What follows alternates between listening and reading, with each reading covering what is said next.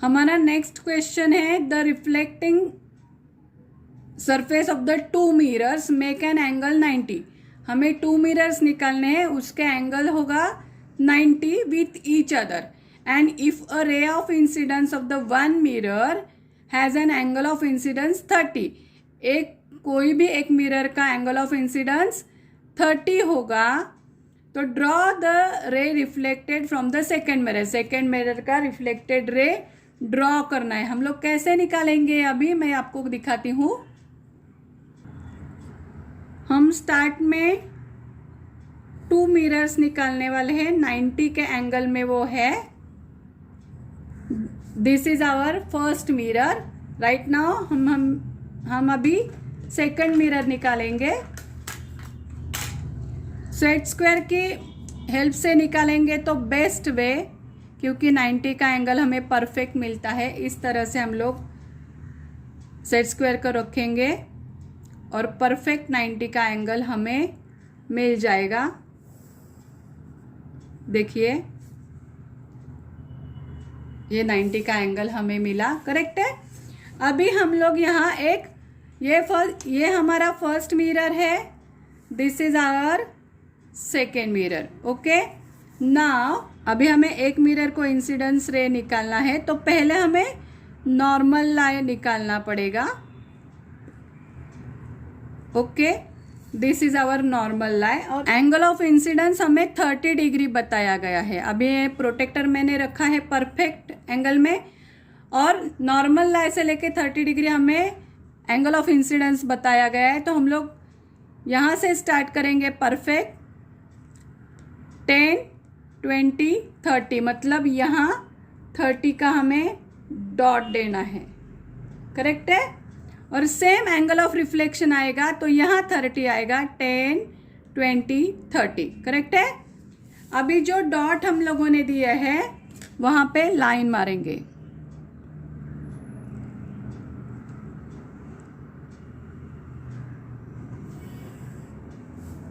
This is our incident रे और अभी हमें जो रिफ्लेक्टेड रे निकालना है, हमारा ये जो डॉट है वो हमें सेकेंड मिरर के ऊपर जॉइन करना है। तो हम लोगों ने अभी उस डॉट को सेकेंड मिरर के ऊपर जॉइन किया, करेक्ट है। सो ये हमारा हुआ एंगल ऑफ इंसिडेंस, ये हुआ angle of reflection. This is our incident ray, this is our reflected रे।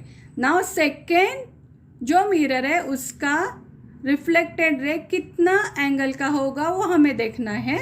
ओके, सो जहाँ पे हमारा ये पॉइंट ज्वाइन हुआ है वहाँ से हमें नॉर्मल लाइन निकालना है।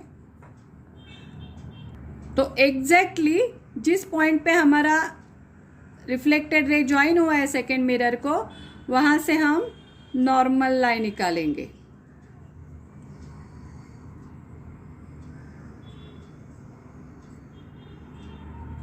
ये देखिए हमारा नॉर्मल लाइन हो गया। अभी हमें ये एंगल कितना आया वो मेजर करना है। ओके, तो मैं ये पेज टर्न कर लेती हूँ और प्रोटेक्टर को सेकेंड जो नॉर्मल लाइन है हमारा उसके ऊपर रख के हम लोग मेजर करेंगे। You can observe it very clearly. हमारा एंगल 10, 20, 30, 40, 50, 60 का हुआ। ओके, सो हमें यहाँ भी 60 डिग्री का निकालना है। 10, 20, 30, 40, 50, 60, तो 150 जहाँ आता है वहाँ 60 डिग्री होगा। ओके, और इस लाइन को अब हम इस डॉट से जॉइन करेंगे।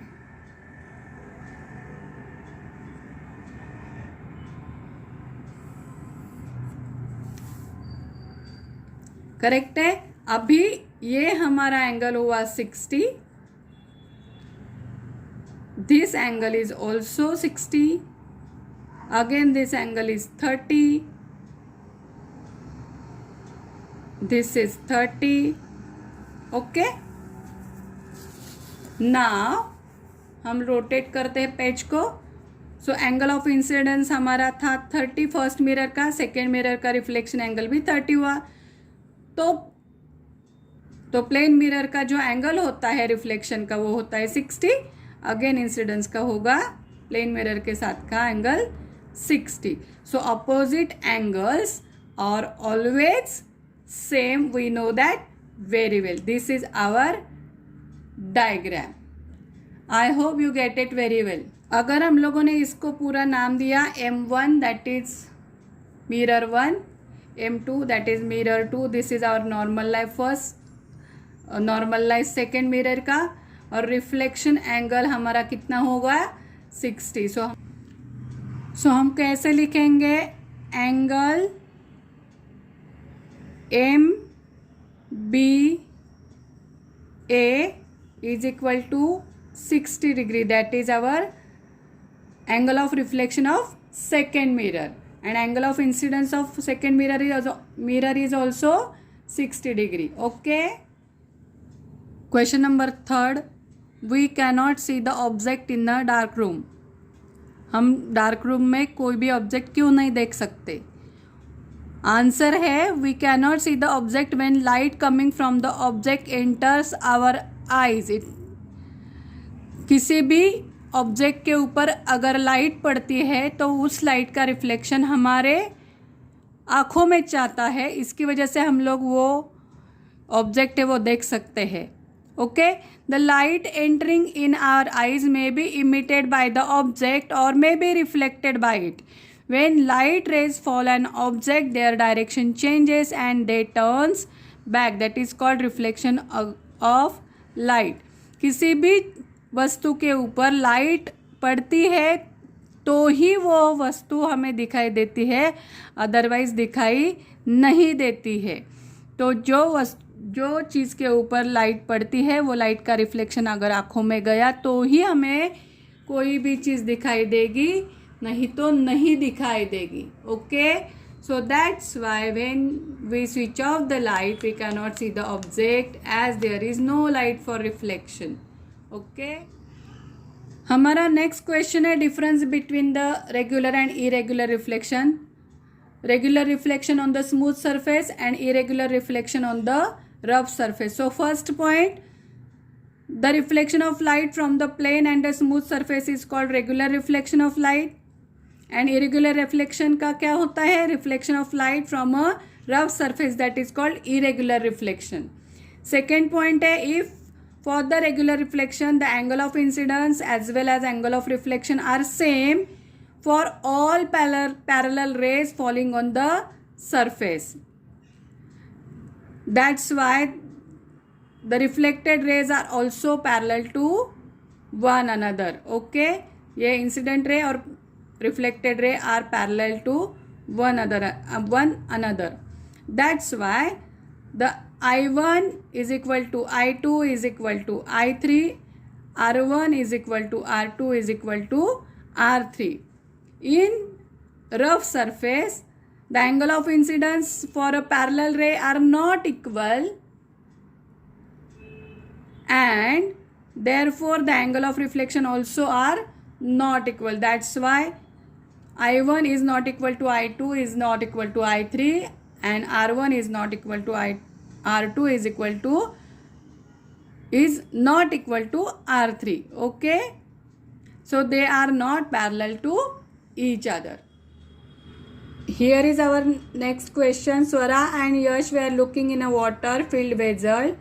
They could see their images clearly in the still water.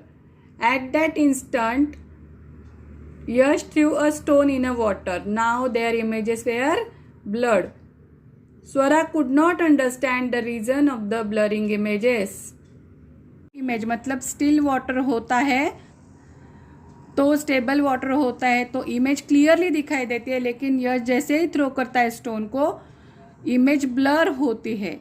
ऐसे क्यों होता है? इसके लिए क्वेश्चन फर्स्ट है, is there any relation between the reflection of light and blurring of the images? Yes, there is a relation between reflection of light and blurring image. Initially water was steady and due to the smooth surface regular reflection was seen. And when yes to a stone in the water waves were form, उसमें waves आ जाते हैं, उसकी वजह से surface unsteady और rough होता है. That's why there is a irregular reflection causes the blurring image. Okay, next question है, which type of the reflection of the light can you notice from this? Initially first we observe regular reflection, after that we observe a irregular reflection. Are the laws of reflection followed in this type of reflection? Yes, the laws of reflection are always followed. हमारा next sum क्या है? If the angle between the plane mirror and incident ray is 40. Okay, so ये plane mirror है हमारा और उसका angle कौन सा बोला है? Plane mirror and incident ray. Okay, plane mirror and incident ray is 40. So angle दिया है प्लेन मिरर और इंसिडेंट रे का 40 डिग्री. ओके, तो what are the angle of incidence and reflection? Angle of incidence कौन सा है और angle of reflection कौन सा है, ये हमें अभी निकालना है. ओके, हमें सम में क्या दिया है? Angle POA is 40. ओके, हमें angle of incidence that is AON निकालना है और angle of reflection that is NOB निकालना है.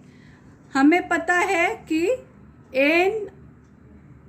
NOP ये 90 का एंगल है because this is the normal line perpendicular to the mirror. तो हम लोग कैसे लिखेंगे? That is angle NOP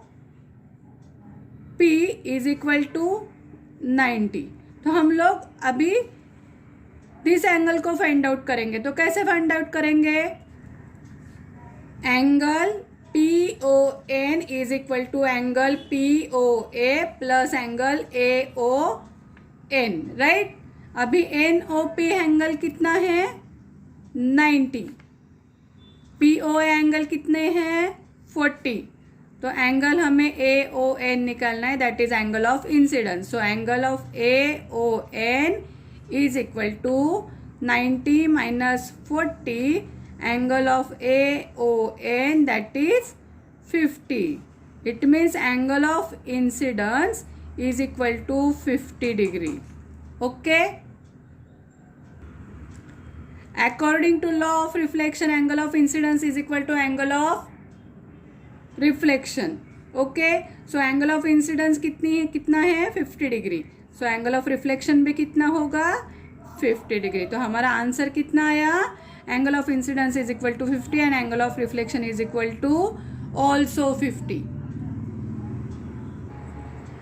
next sum में हमें पूछा है if the angle between the plane mirror and reflected ray is 23. Plane mirror and reflected ray. So this is our plane mirror and this is our reflected ray. Okay, that is 23 degree. Correct? Plane mirror and reflected, that is 23 degree. And question is what is the angle of incidence? Incidence angle कितना है? What is the angle of incidence? Reflected ray and plane mirror का angle दिया है, incidence angle पूछा है. Okay, तो how we will solve it?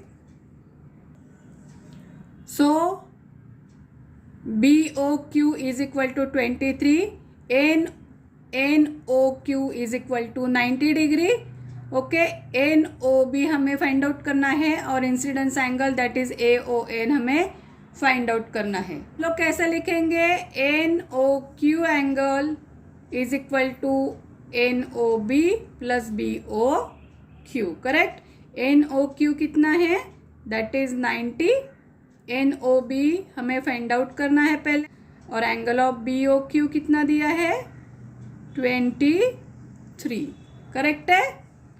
So angle NOB is equal to 90 minus 23. That is angle NOB is equal to 67 degree. So angle of reflection is 67 degree. According to the law of reflection, angle of incidence is equal to angle of reflection, and that's why the angle of incidence is also 67 degree. I hope you clearly understand it. Thank you.